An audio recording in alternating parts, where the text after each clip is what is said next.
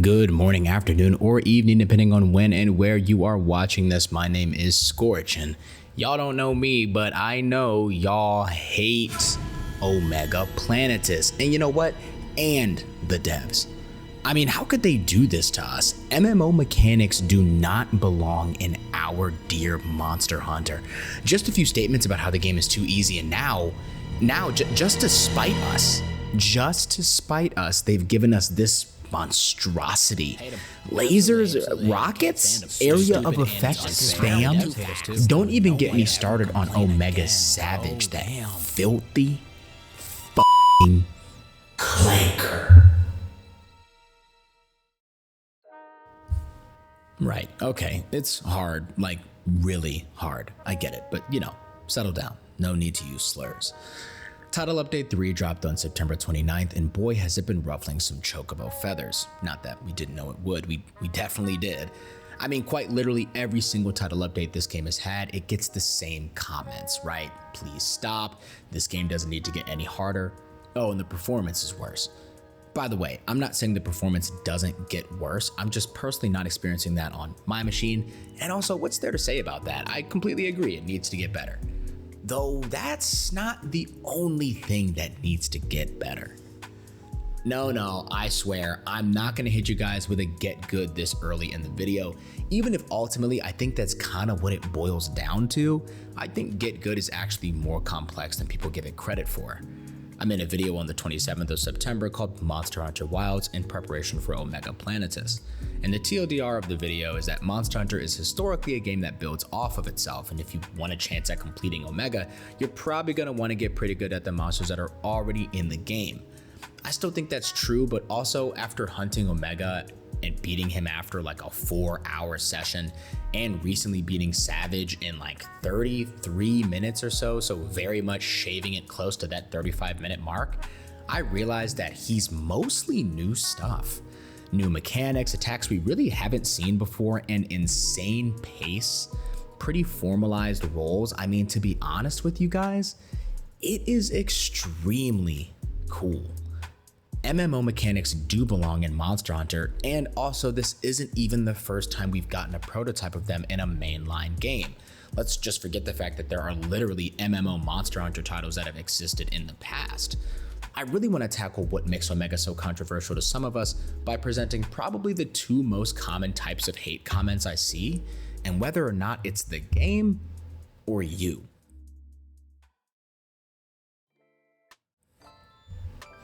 Controversy 1, he's just too hard. Look, I hear you. Believe me, I do.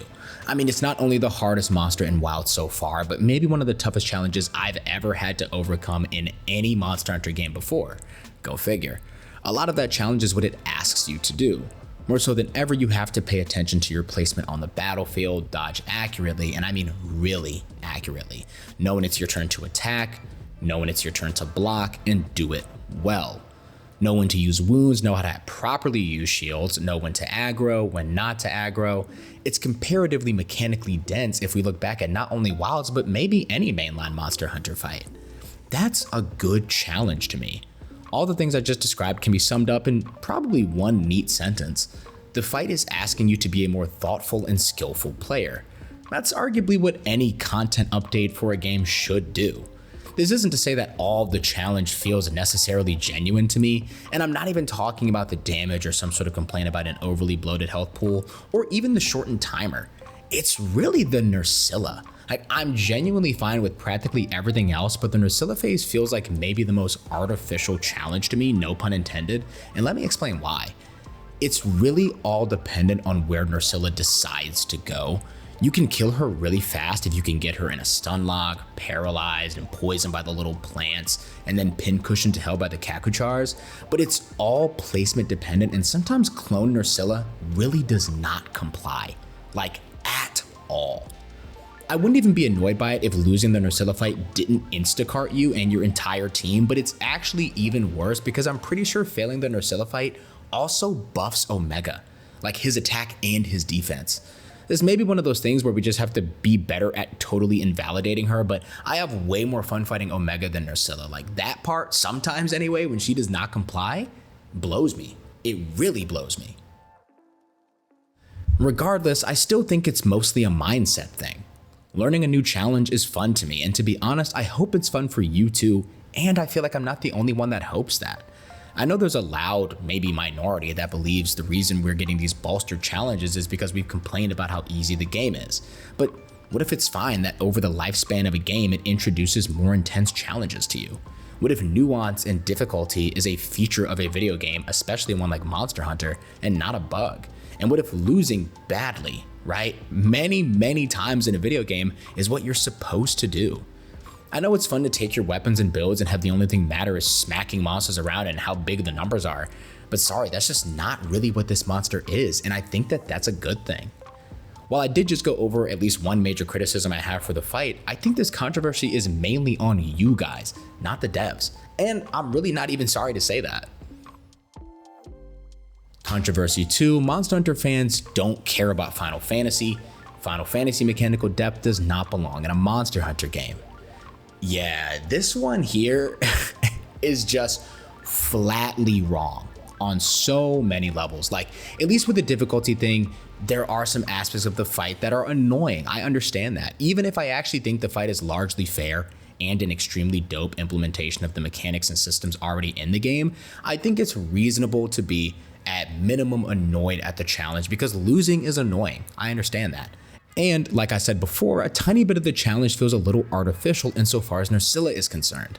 This sentiment I've been seeing though, like Monster Hunter fans don't care about Final Fantasy, that's just whack from tip to tail. And let me tell you why. First of all, some Monster Hunter fans do care about Final Fantasy, so let's just nip that in the bud right away, right? But let's say you personally don't play Final Fantasy and you've not played any of them. Hell, you've not even heard of Final Fantasy. Let's just say that that's true. Why does that mean you can't enjoy the fight? It's still a new monster to you. In fact, it's even newer to you if you haven't heard of it before. So that arguably adds at least another layer of mystery and hopefully excitement too. It's also not really far-fetched to presume that a Japanese game that tasks you with slaying outrageous monsters will partner with another Japanese game that tasks you with slaying outrageous monsters. And it's such an advanced way to hunt, I can't help but be impressed, even when I'm carding.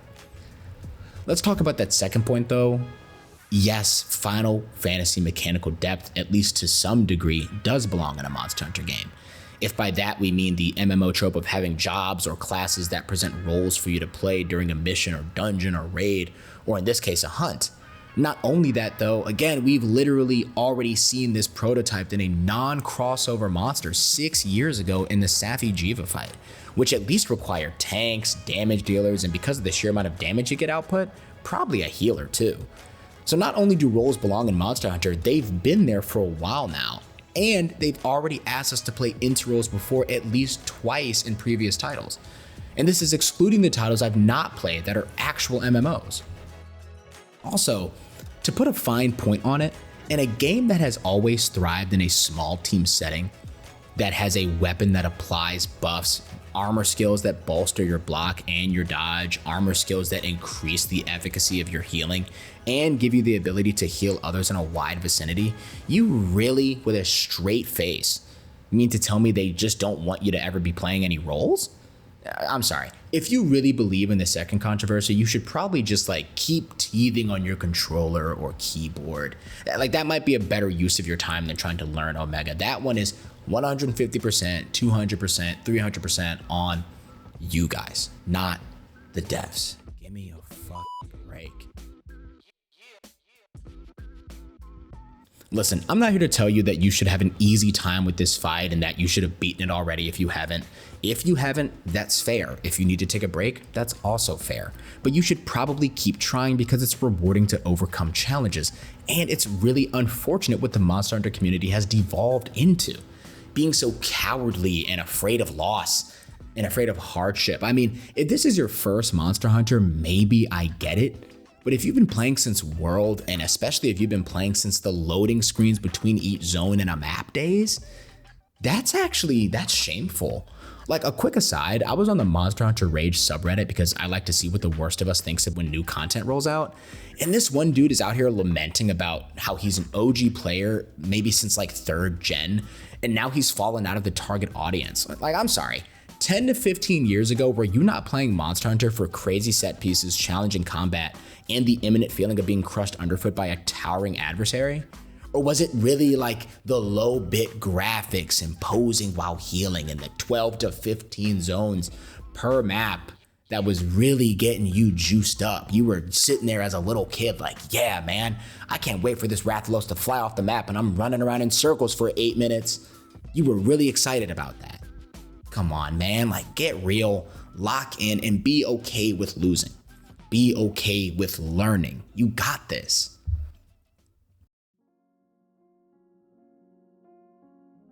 That'll be all from me today. I'd love to know what you guys think about Omega and your experiences with fighting it so far, even if they're negative. That's fine. He's annoying. I get it.